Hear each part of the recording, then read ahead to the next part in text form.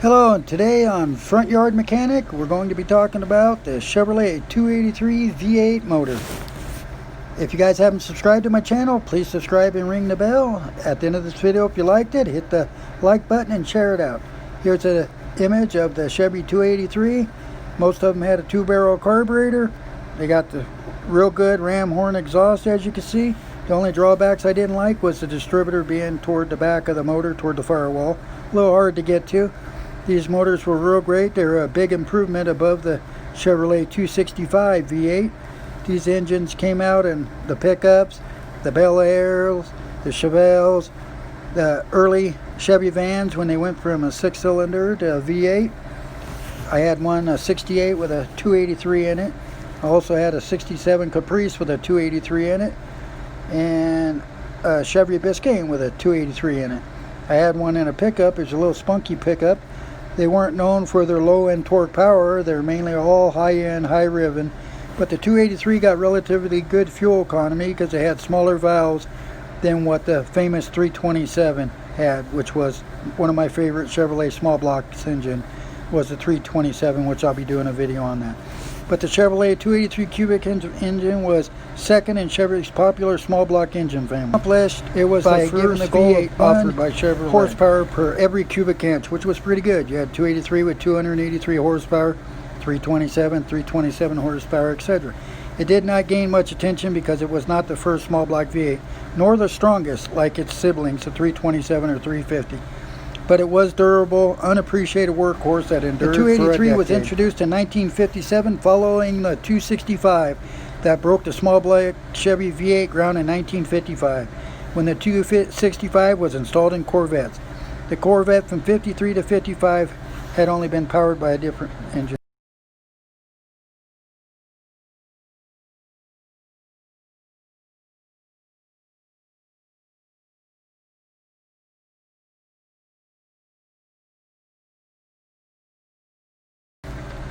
Mechanical fuel injection wasn't particularly reliable, but it's allowed the 283 to deliver 283 horsepower.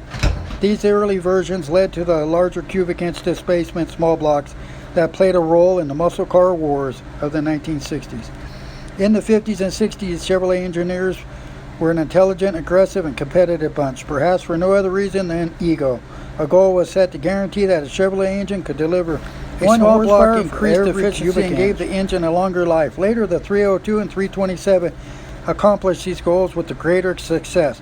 But the Corvette-equipped fuel-injected 283 proved the goal could be accomplished, according to Hypeformer.com and NovacAdapter.com.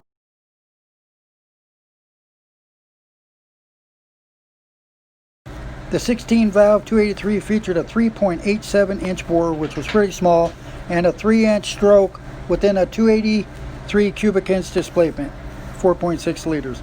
It featured a single overhead camshaft and overhead valves.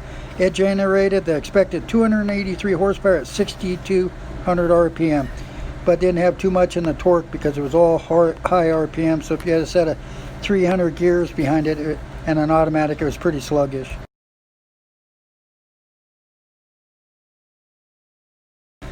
Enough force inside the vehicle that gives the vehicle the get up and go.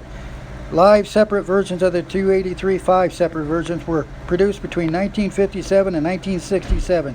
Horsepower was offered as little as 185, but the 283 could be boosted to a maximum of 315 horsepower, which is a remarkable feat given its displacement.